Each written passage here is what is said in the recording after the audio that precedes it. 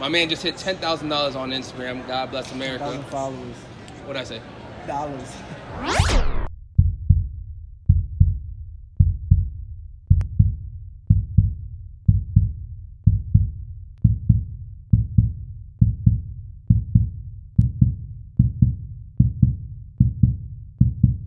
What's going on, guys? I'm Dominican John, and I'm here with Jamaine Ortiz, the Jamaine technician. Ortiz, the technician, baby.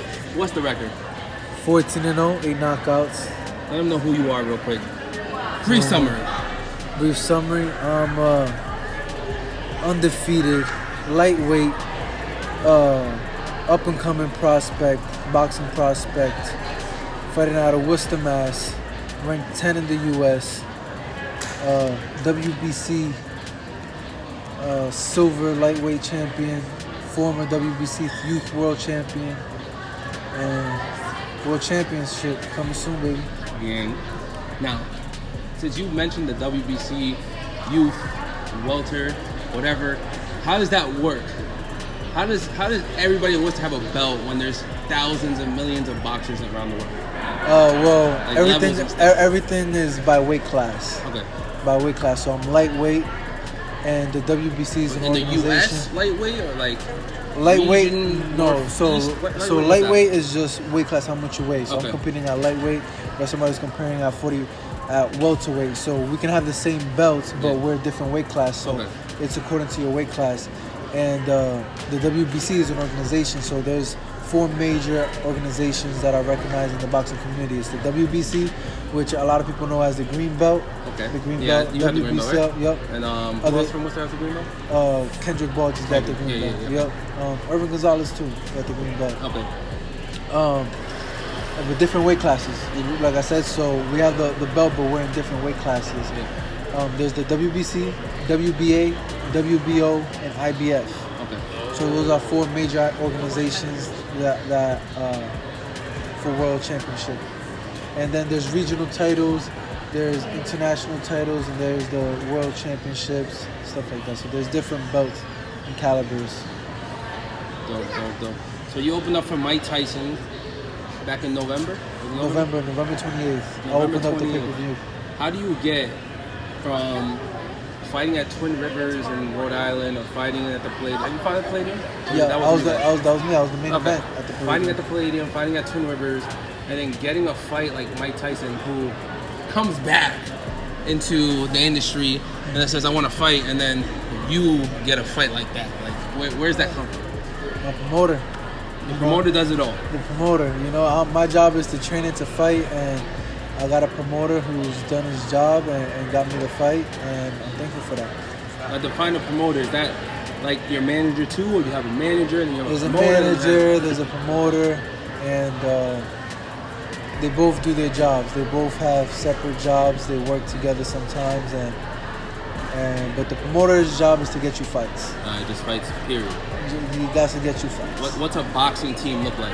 You got your promoter, you got your coach, you got your left hand, your right hand, Yeah, so other things. I don't know. A boxing team consists of you have your promoter or manager. Some people have both. Some just have one or the other. You have your head trainer. Sometimes you can have a secondary trainer. There's a cut man. What's that? You come in, you have cuts and stuff Okay. Person in Yeah, the ring, so in the corner. Usually there's 3 people in the corner. At a world championship fight, there's 4 people in the corner. What else? What's the boxing team looking like? I'm just saying, like, y'all pull up, with the music and stuff, and you got like 15 people with you. You can bring your whole family with you, and then they have to go sit down type of thing. Well, at is least that, right like, now- official people on the team. No, the official people on the team is the people who work with you in the corner during the fight. But everybody can walk up with you. Like, if you invite me to your next fight, I can walk up with you and then. Not right now. I wouldn't say I got that pull yet. Okay. I don't got that pull yet. I would say when after COVID and when I got a more leverage and maybe a main event somewhere, I can get that. I can ask for that. And I can get it. Right. So, like I asked you earlier before, when I watched the fight last Saturday against Joesph, they said matchmakers of undefeated titles and stuff like that don't really fight each other like that. So what is it that goes on your mind when you're pick and choose these 3 people, or just what goes on when you could just pick an easy fighter, get that rank up, the numbers up, or that undefeated fighter? Well, it comes with me. So it's very true. You know, a lot of fighters don't fight other undefeated fighters because they're afraid to take that L. You know, they want to have that perfect record. Sometimes they want an easy fight. For me, I'm here for one purpose, and that's to be world champion. And the fastest way I'm gonna get there is to fight whoever I need to. Fight top contenders. Fight people with big names. Fight other people who are gonna get me there faster. And that's fighting other undefeated fighters, other top prospects, and me beating them. You know, and that's what I want. I'm not here for the popularity contest, even though, you know, that can help. But I'm here to be world champion. What is world champion? Is there a world champion right now that you have to fight another 10 people to get to, or is there a possibility in the next 2-3 fights? What is it? Teofimo Lopez right now is the world champion, and what's his record? What is that? What's that look like? I don't know his record. I don't know his record. So what's the world champion like goal? How do you get there in the next 4 or 5 fights? Or boxing's politics, man. Politics. There's supposed to be people who's supposed to be fighting for world championships now, and they're not doing it because boxing politics, in the sense of people waiting to get more money, stuff like that. And you know, you want to get paid for what you do, but at the same time, you want to prove yourself and just fight. You know, we need fighters. Just fight. We need fighters. Just fight. What's that highest payment grade that you've had so far that was like, this is the one? I need more fights like this. I need to go fight with Thriller, or fight with open up for my, or go back to Worcester. Like where is it that you go, I need to start fighting with these guys and these guys only at this promoter with this whatever? I don't think I've gotten to that level yet, but every fight the purses get bigger and bigger, and that's the goal, you know.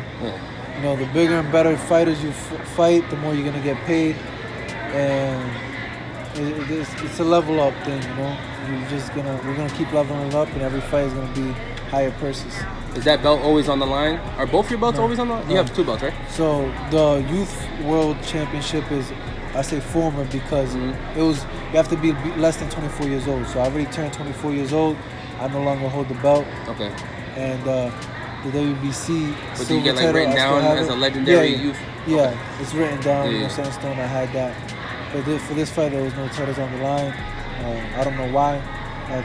Who chooses that? You choose that? I don't choose that. The promoter, you know, they gotta pay fees. They gotta pay fees and stuff for that. So they didn't. It's not up to me. I would like to have it on the line. I wish I had a 10-round fight, but I just take what they give me. For people that don't know much about boxing or fighting at all, I fought once in my life. It was like freshman year. I got beat up. Some guy stole my sandals. Long story. I stood up for myself though, so you know the vibes.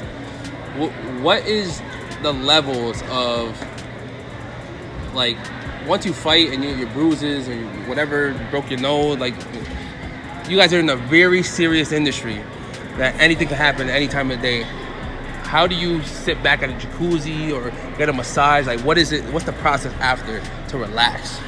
Me, I like to sleep. I like to get a good night rest. I like to rehydrate, get some good food in me, and ice up whatever's hurting. But definitely rest, you know? Just gotta rest. Body needs rest. What's the Jamaine diet looking like? You told me earlier you eat whatever. But I'm hoping before the fight, a few months before the fight, you only eat salads and, you know. No. What is I'm it? always, you know, there's a time and place. I'm mostly pescatarian. I mostly eat fish. Okay. I'm heavy on the fish diet. You're pescatarian? I wouldn't say pescatarian. Oh, pescatarian. Yeah, I mainly eat fish. Okay. Seafood, stuff like that. So you don't eat steak like all the football players and all that? I'm not a big meat eater. I'm not a big meat eater. I'm not a big fan of meat or chicken. I'm a big seafood guy, so that's what I like. Are you big on, like, I need this amount of protein, this amount of, Depends, about you that know, if stuff? I have a nutritionist and they say I gotta eat this and I eat that, you know, I follow the plan before the fight. But most of the time, I'm a salmon and salad type of guy. I like fats in the sense of avocados and nuts and like that. I try to stay away from heavy carb meals. Like bread and shit, right? That's carbs? Yeah, so it depends on my training. You know, it depends on my training on what I'm putting in my body at the time I'm eating. But I don't keep myself too restricted in the sense if my body's asking for something, I give it. When is the next official fight that we could be expecting? Is it going to be another undefeated challenger? Do you know what's it looking like so far? You don't know. So Don't know. when do you get to the level where you're like 20-0, you finish fighting somebody and call the next person out and be like, I want to fight you, and they have to say yes. Like they do it. It doesn't happen like that. It doesn't happen that way. Because people call each other out all the time and they never fight. It's cap. It's just cap. It's just a publicity stunt, for the camera, just to get the hype. And it's good because the more that the fans demand it, the more likely the money goes up. The money goes up, and there's gonna be a revenue and stuff like that. So, but it's always a publicity stunt. The people call each other out all the time. They never fight. Never. So we talked about social media.